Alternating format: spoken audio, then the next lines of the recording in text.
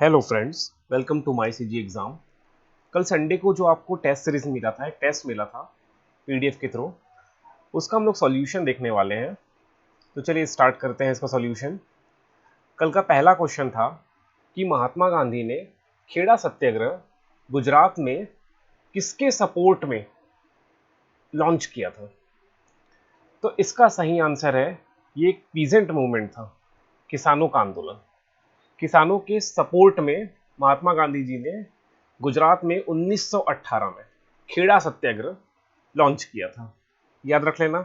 अब जो महात्मा गांधी के प्रमुख सत्याग्रह हैं उनको देख लो, इसका लिस्ट याद रख लें, बना लेना। पहला है चंपारण सत्याग्रह, ये 1917 में, ये भी किसानों के सपोर्ट में, इस आंदोलन को चालू किया गया था। ये गांधी जी का प्रथम सत्याग्रह था। उसके बाद खेड़ा सत्याग्रह, ये भी किसानों के लिए है। और तीसरा है अहमदाबाद मील स्ट्राइक। ये क्या हुआ था, एक इंडस्ट्रियल डिस्प्यूट था कि इनके बीच में मील मालिकों, ओनर्स और वर्कर जो वहां पर मजदूर काम करते हैं, उनके बीच में ये डिस्प्यूट हुआ था। तो यहाँ पर महात्मा गांधी ने अपना पहला हंगर स्ट्राइक, भूख हड़ताल पे बैठे थे और ये सफल हुआ था। तो आप ये तीन जो प्रारंभिक सत्याग्रह हैं इनको याद रख लेना, चंपारण, खेड़ा, अहमदाबाद मिल स्ट्राइक। इस प्रकार से आपको और भी दिखाई देगा, असहयोग आंदोलन हो गया, ठीक है। इस तरह आगे बढ़ते हैं। अब क्वेश्चन बोल रहा है कि इनमें से कौन से जो दो मुगल हैं जिन्होंने अपनी खुद की ओन मेमोरीज या आत्मकथा लिखी है। तो इसका सही आंसर है बाबर एंड जहांगीर।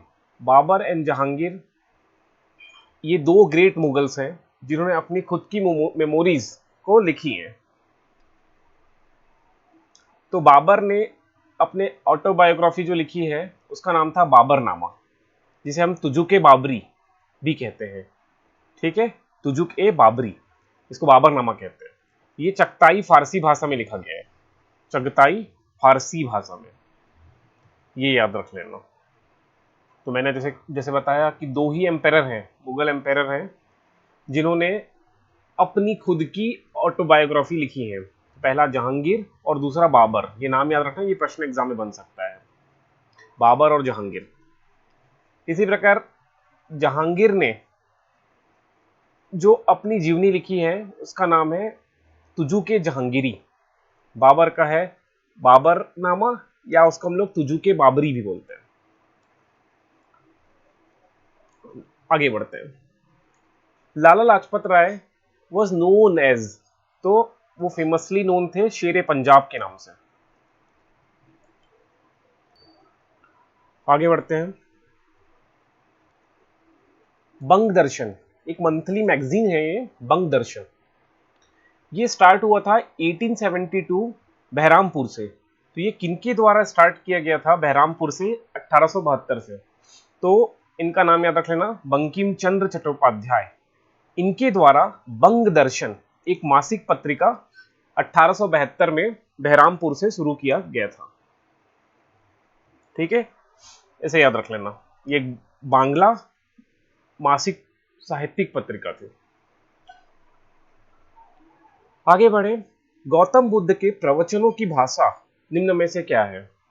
तो गौतम बुद्ध ने अपने अधिकतर प्रवचन पाली भाषा में प्रस्तुत किए, ठीक है। तो उनके जो सारे उपदेश हैं वो आम जनता की साधारण भाषा, जिसे हम लोग पाली बोलते हैं, इस भाषा में लोगों को संबोधित किया है।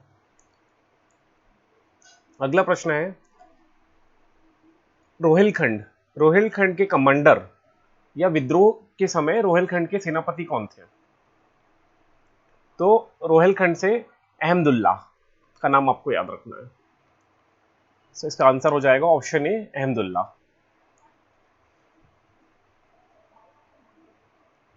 नेक्स्ट क्वेश्चन है, इनमें से कौन सा जो क्रॉप है जिसको मैक्सिमम वाटर पर हेक्टर की जरूरत होती है। तो वो है शुगर केन। गन्ना एक ऐसा फसल है जिसको अधिकतम पानी की आवश्यकता होती है। अगला प्रश्न है कि watershed between India and Myanmar is formed by, Bharat और म्यांमार के बीच जल विभाजक का निर्माण किया जाता है। तो इसका सही आंसर हो जाएगा नागा हिल्स, ऑप्शन ए। अब आप मैप के थ्रू समझिएगा, ये इंडिया है, यहाँ पर आपको मेघालय दिख रहा है। इस मेघालय में आपको गारो हिल्स दिखाई देगा सबसे पहले, ये हो गया गारो हिल्स। गारो के बाद आपको खासी हिल दिखाई देगा, ये वाला हिस्सा हो गया खासी हिल का, ये खासी हिल। और उसके बाद आपको जयंतिया हिल्स दिखाई देगा मेघालय में। तो याद रख लेना, the capital of Meghalaya Shillong है, जिसे हम लोग बोलते हैं स्कॉटलैंड ऑफ द ईस्ट। ये भी प्रश्न एग्जाम में कभी बन सकता है। स्कॉटलैंड ऑफ ईस्ट किसे कहा जाता है? शिलोंग को, जो कि मेघालय की कैपिटल है या राजधानी है। ठीक, इसको समझ लेना। गारो, खासी, जयंतिया, गारो, खासी, जयंतिया, ये तीनों हिल है, पहाड़ है, पर्वतीय क्षेत्र है, जो कि मेघालय राज्य में स्थित है। ठीक, और ये यहाँ पर आपको नागालैंड दिखाई दे रहा है, यहाँ पर आपको दिखाई देगा नागा हिल्स। ठीक, तो इसको आप दिमाग में रखिएगा। ये गारो, खासी और जयंतिया, GKJ, ये तीनों हिल है, और इनमें इसका नाम इसलिए दिया गया है इन पहाड़ों का, गारो, खासी और जयंतिया, क्योंकि इन नाम से यहाँ पर जनजाति पाई जाती है। ठीक है, गारो जनजाति जनरली गारो हिल्स में के क्षेत्र में पाई जाती है, ऐसा याद रखना। अब नागालैंड में नागा हिल दिखाई देगा, यहाँ पर नागालैंड है तो उसमें आपको नागा हिल दिखाई देगा। ठीक, तो नागा हिल ही जो ऐसा है जो इंडिया और म्यांमार के बीच वाटरशेड बनाता है। अगला प्रश्न है, the oldest mountain in India, Bharat की सबसे पुराने पर्वत है तो अरावलीज है। और CGPSC में एक प्रश्न बना है कि भारत की सबसे न्यूली फॉर्म्ड माउंटेन है, सबसे नवीन पर्वतें हैं, तो वो है हिमालय। याद रखना, हिमालय भारत की सबसे नवीन पर्वत है। तो हिमालय से भी पहले कौन मौजूद है? अरावली। ये प्रश्न भी बना है, हिमालय से पहले कौन सी पर्वत मौजूद है? तो अरावली। अरावली तो विश्व में सबसे पुराने पर्वतों में से भी एक है, तो इसका सही आंसर हो जाएगा अरावलीज।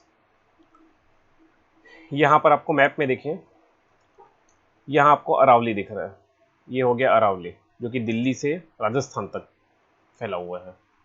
यहाँ से एक लूनी नामक नदी का भी ओरिजिनेट होता है अरावली पर्वत से। फिर ये विंध्याचल पर्वत, और यहाँ सतपुड़ा, विंध्याचल और सतपुड़ा के बीच में बहती है नर्मदा नदी।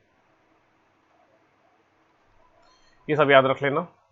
ये हो गया पश्चिमी घाट, ये हो गया पूर्वी घाट, यहाँ पर आपको नीलगिरी पर्वत दिखाई देगा। चलिए आगे बढ़ते हैं। अब इसमें पूछा जा रहा है कि इनमें से कौन सा ऐसा यूनियन टेरिटरी है, केंद्र शासित प्रदेश है, जो इंडिया में हाईएस्ट डेंसिटी ऑफ पॉपुलेशन पर स्क्वायर किलोमीटर रखता है, मतलब जहां पर जनसंख्या घनत्व सबसे ज्यादा है। तो नो डाउट दिल्ली। दिल्ली एक ऐसा जगह है, एक ऐसा यूनियन टेरिटरी है जहां पर लोग ठूस ठूस के भरे हुए हैं। ठूस ठूस के भरे मतलब वहां का जो पॉपुलेशन डेंसिटी है या जनसंख्या घनत्व है सबसे ज्यादा है।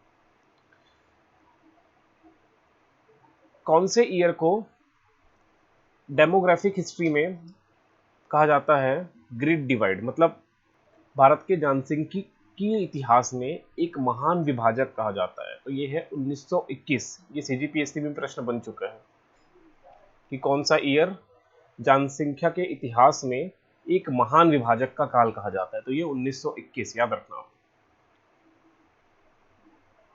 अगला प्रश्न है, भारत में वन क्षेत्र में सबसे बड़ा क्षेत्र वाला राज्य कौन सा है फॉरेस्ट कवर में? तो 2019 के फॉरेस्ट रिपोर्ट के आधार पर इसका सही आंसर है Madhya Pradesh. Indian state forest report, जिसे हम लोग ISFR बोलते हैं, 2019 के रिपोर्ट के अनुसार मध्य प्रदेश में सबसे ज्यादा फॉरेस्ट कवर है। अब छत्तीसगढ़ से प्रश्न है कि which statement is true about tribes. पहला है कि जो तीजन बाई है वो छत्तीसगढ़ की प्रसिद्ध पंडवानी गायिका तीजन बाई पारधी जनजाति से है, तो ये स्टेटमेंट ट्रू है। जो तीजन बाई है वो पारधी जनजाति से है। और दूसरा बोला गया है यहाँ पर पारधी जनजाति मुख्य रूप से काले पक्षी का शिकार करती है, ये भी सही है। इसका मतलब है दोनों कथन सही है, तो ऑप्शन हो जाएगा C, 1 और 2 दोनों सत्य है।